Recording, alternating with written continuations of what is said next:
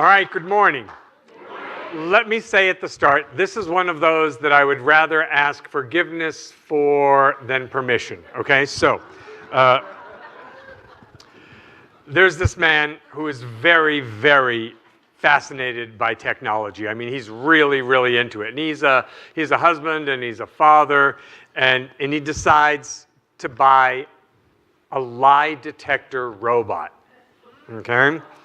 And what the robot does is think of the robot like on Lost in Space. Remember?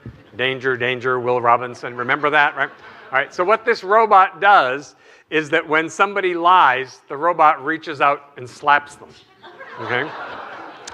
And so he decides that he's going to test it out at dinner one night. And so the father asks the son, his young son, he says, "So what'd you do after school today?" And the son says, "Oh, I did some schoolwork." And the robot reaches out and slaps him. Yeah. And the son says, okay, I was not doing schoolwork after school today. I was at a friend's house and we were watching movies. "Oh, really? You were at a friend's house watching movies? What movies did you watch after school today?" And he says, "Toy Story. Yeah, Toy Story. We watched Toy Story 1 and 2. And the robot reaches out and slaps the kid again. And he says, okay, we were not watching Toy Story. We were watching dirty movies. I'm really sorry. We're watching dirty movies. I'm sorry." And so the father says, "Well, at your age, I didn't even know what dirty movies were." And the robot reaches out and slaps the father. And the mother laughs wildly, and she says, "Well, he certainly is your son." And the robot reaches out and slaps the mother.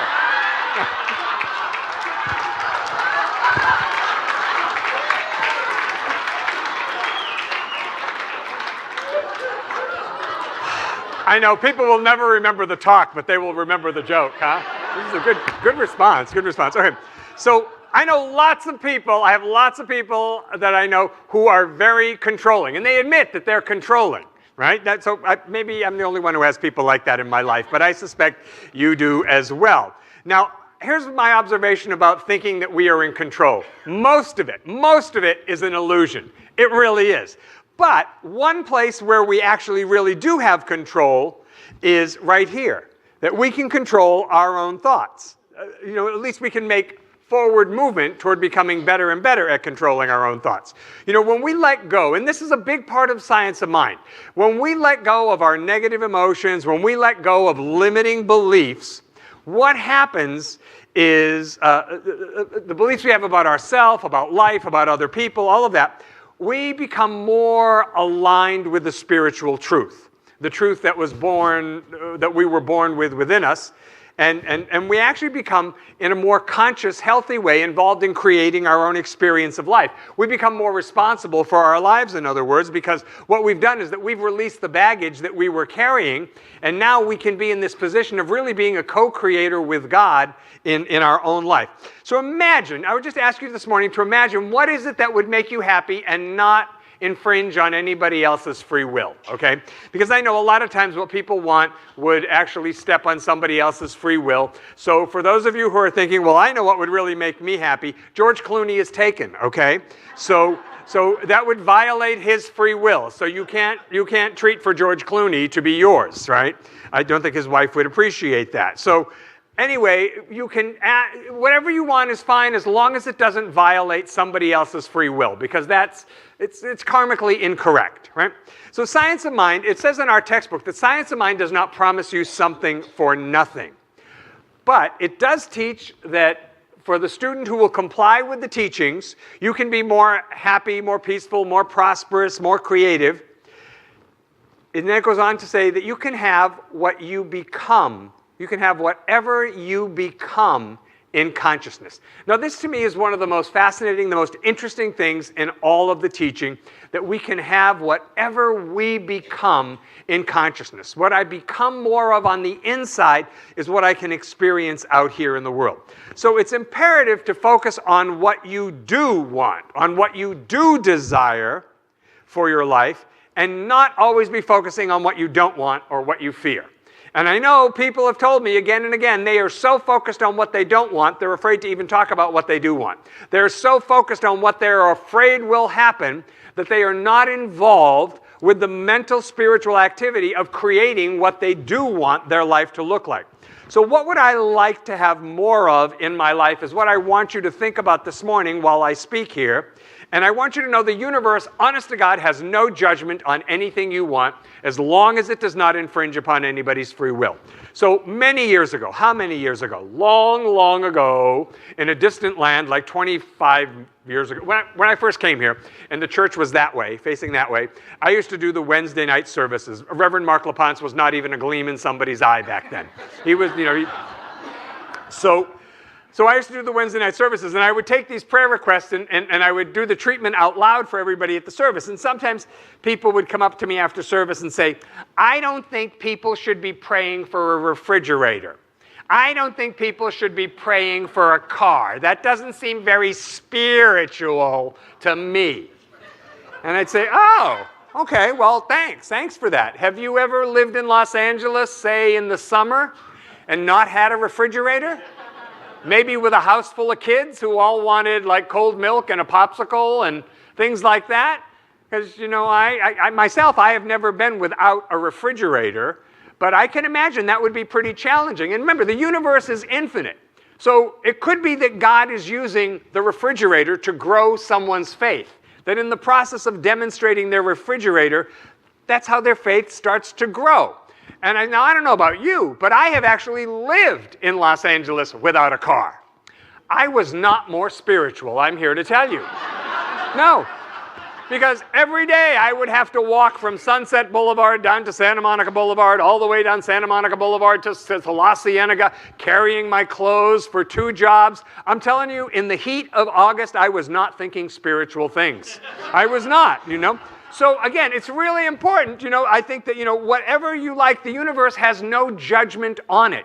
Because whatever you're moving toward is the exact perfect thing for you to expand your consciousness, for you to increase, or as Emma Curtis Hopkins always says, that's the thing you need to reconcile your faith around, right? So the universe has no judgment on it, really. It's part of the bonus of being infinite, is that you don't have to judge all the little stuff, right? So because we've been talking about questions and asking empowering questions, I think, all right, so with regards to this, what would be some empowering questions? Well, what kind of quality, so here's an empowering question. What kind of qualities do I choose to cultivate to have the relationships I say I want? What kind of qualities do I need to cultivate within me to have those kinds of relationships in the world? Or what sort of monthly income do I choose to generate to live a more abundant life, right? Those are empowering questions. Now, again, something about the questions that I think is really interesting is that the neuroactivity in your brain increases 10 times. It's 10 times greater with a question, right? Because what that does is that awakens the genius within you. And I believe there is, honest to God, genius in everybody because God is present in every single one of us. So your mind, my mind, we're like search engines. When you start to ask a question, the search engine starts going. And it looks, and it looks, and it looks, and it's even looking while you're sleeping, because your subjective mind never sleeps, right? And so it just keeps working until it finds the answer to the question. So what action do I need to take right now to move me toward my desired outcome? Now, when I ask that, it's not like there isn't an answer. God within us already knows. And so our brain and our subjective mind start clicking along saying, is it this? Is it this? Is it this? So, Ernest Holmes said, yes, absolutely. We change our consciousness. In fact, he says there is no real transformation without an ongoing practice of meditation and prayer. Those 2 things are essential. But he also says, treat and move your feet, right? Do the work in consciousness, but then you have to take some action in the world. Now, I don't remember if it was Emerson. Somebody said something about, you could sit in the middle of a woods and if you built a better light bulb, they would find you. That has not been my experience. Just sitting at home, treating on the sofa, nobody's knocking, That has not worked really well because I think it's about cultivating the greater consciousness and then moving into the world. And we cultivate the consciousness, and we do something in the world. And we cultivate the consciousness, and we do, because the idea is that we bring that improved, higher consciousness into everything that we do. So action, you got to take it, right? Emerson also said, though, do the thing, and you will have the power. Do the thing, and you will have the power. So I remember coming across this, and I like this. Somebody said, success is the path of most persistence. Right? Because we've all heard the thing about least resistance, but success, to be successful at something, people are successful at something when they follow the path of most persistence.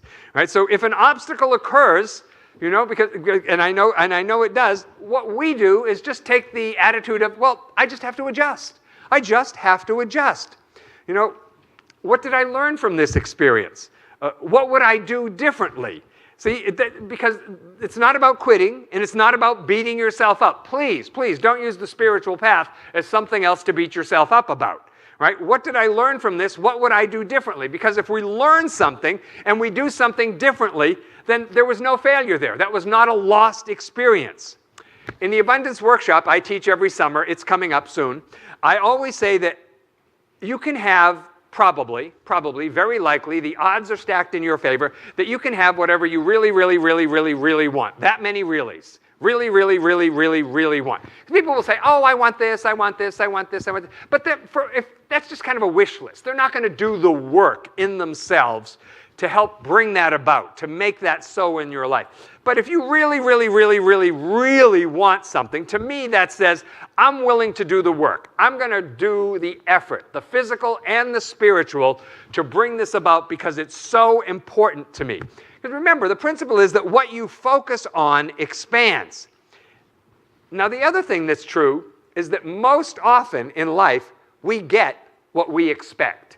You know, I don't know about you, but if somebody tells you about a great place to go eat, right, and you go in expecting it's going to be terrific because somebody you love and trust told you what a good experience they had there, it largely meets your expectation, doesn't it? You think, oh my God, well, they would never lie to me. I can't believe this is so good. This is so, so good. I get what I expect. If you, on the other hand, say, expect people to disappoint you, have you noticed how well that works out? That they usually do. If you expect it, you know? So people will say to me, and I've heard this so many times, people say, I just don't want to get my hopes up. Well, why? And they say, well, because, you know, I don't want to be disappointed. I've been disappointed so many times. First of all, like you're the only one. Okay. So tell the truth. The problem is not that you got your hopes up. The problem is that when things were not turning out exactly as you wanted, now tell the truth, you gave up. You quit. You threw in the towel, right? So nothing good really comes from low hopes, does it? You know, I mean, when the bar is that low, it doesn't even require a jump. You just barely, the bar is so low, you just take a step and you trip over it. That's all that happens with low hopes, right? So nothing constructive happens really until, first of all, we make a decision. You know, so this is about that aspect of our teaching where you have to be definite with the infinite, right? Because the infinite has no judgment on your desire. It seeks only to support and produce what you are focusing on, right? So you have to decide. You know, people are so often discouraged, it seems, before they really begin. And I think that one of the aspects or test of our character is seeing what it takes to stop you and then saying, I'm unstoppable. Oh, this is where I would stop, but I'm not going to. Oh, this is where I would give up, but I'm not going to. This is where I would say, maybe not for me. No, I'm not there. I'm going to keep moving forward. So this man stops the car because he sees a Little League baseball game playing, and he thought, oh, well, I've got some time. I'm going to watch the game.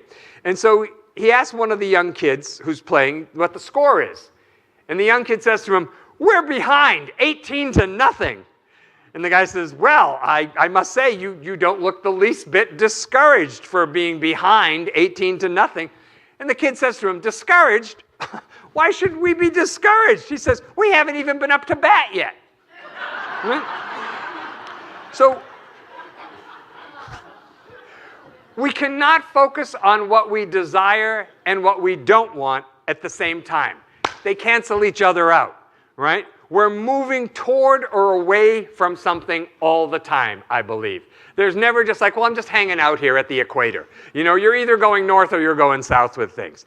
You know, so I think that a wonderful component of our teaching is to, yes, absolutely speak your word, you know, to affirm, to treat, to meditate. But there is also this piece that I love where we visualize, where we see the accomplished result in our mind's eye. And I think what turbocharges our visualization is to emotionalize it, to bring your emotions in and get the feeling. You know, they say we have 50,000 thoughts a day.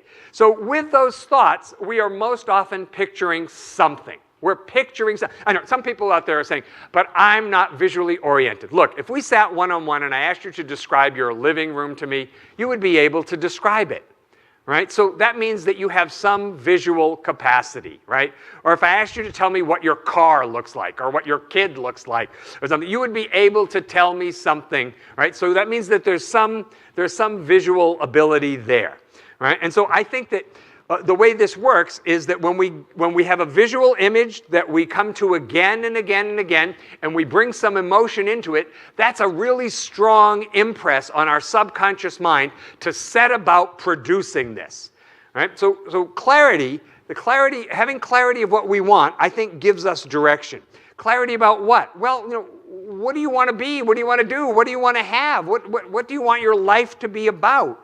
When people don't have clarity, I think what they do is they not make decisions. They do not make decisions, right? And they say, well, I just don't know. I just don't know. And so they don't make a decision, but be clear that not making a decision is also a decision, right?